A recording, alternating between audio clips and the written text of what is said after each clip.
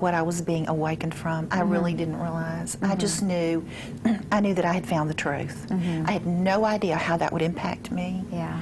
It didn't matter. I just knew I had found the truth and that I had to pursue that course. So when you found out people were praying for you, how did you react to that? I was just so enormously grateful because I realized that that's what rescued me. That's what led me into the truth.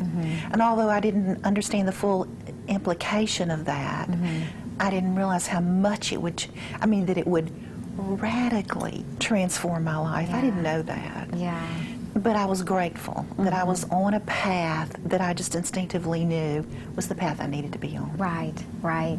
So after your transformation and this awakening, you started reading Scripture. What happened to your life after that? When you just started at Genesis 1? Yeah, and actually read straight through to the passage in Exodus where God says, where Moses says, "Look, I'm not your man." Yeah. You know, you really need to try to find somebody else. I'm not really into this. That's right.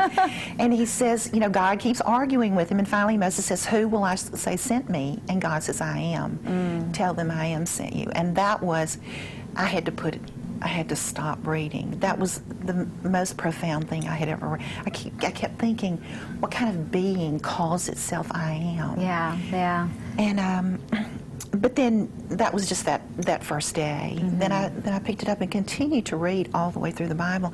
What I found is that I began to change in ways that I didn't even think I needed to change. My language was a little colorful back then. I didn't use the absolute worst words, but the more common words that we use, I didn't hesitate to use those. Yeah. And what I realized after a period of time is I was not doing that anymore. And I had not made a conscious effort to clean up my act because I didn't think there was anything wrong with what I was doing. Right. Those words just weren't there anymore. And that's the way it happened with me. I didn't go to church. I didn't get back in the church for 2 years after this happened. My education, so to speak, was pretty much on my own. But the changes began to happen from inside out. It was not a conscious effort.